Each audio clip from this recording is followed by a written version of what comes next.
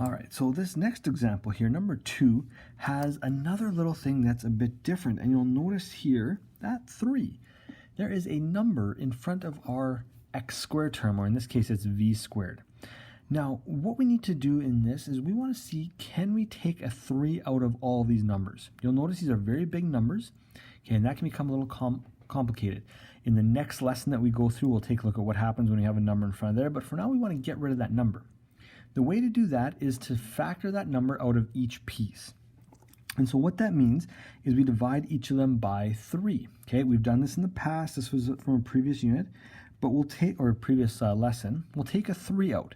So if we divide that by 3, this becomes v squared. Divide that by 3, that becomes 7v. Divide that by 3, that becomes negative 30. Okay, and you'll notice also we have a little bit smaller numbers that we are dealing with, which makes it a bit easier to do. So when we have that, so now what we're going to do is we're going to just ignore the 3 for the time being. We have to keep it in there, but we're going to ignore it for the time being. And we're just going to look at our trinomial right there. Okay, we're just going to look at the trinomial for the time being. And so 1 times negative 30 equals negative 30. Our factors of negative 30, we have a whole bunch of them.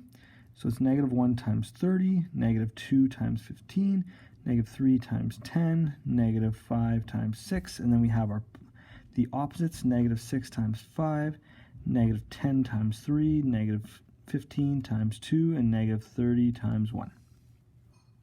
So we have those opposites right there. And we want to look for which one adds up to positive 7. Now again, we're dealing with this one right here. So we have to look at which one adds up to positive 7. And it's going to be the negative 3 and positive 10. So now we decompose. And I'm going to leave that 3 in there. That 3 is still part of it. It's just one of the factors, so we're just going to pull it out right now. And we have v squared plus 10v minus 3v minus 30. Okay, and I'm just doing something a little bit different here to kind of show how we may need to watch out for certain things. Now again, we're going to kind of ignore the 3, but we have to keep it in there because it's still part of the question. And we want to now find the greatest common factor of these two, as well as the greatest common factor of these two. So these two right here, we have v, we're going to take a v out, v plus 10. And these two right here, we can take a 3 out, but you'll notice that they're both negative, so let's just take out a negative 3, especially because these are positive. So if we take a negative 3 out, we divide this by negative 3, that'll give us just a v. Divide this by negative 3, that's going to give us positive 10, which means we get the same value right there. And so we're going to get 3, v plus 10, and v minus 3 is going to be our final factored value here.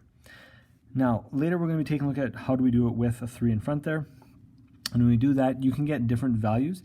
But if the only different values we'd get like 3v plus 30 if we multiply these by 3, or we'd get 3v minus 9 if we multiply these two by 3, and then the 3 would disappear. And we could technically factor it a little bit farther, and it's important that we try to factor it as much as possible in doing exactly that.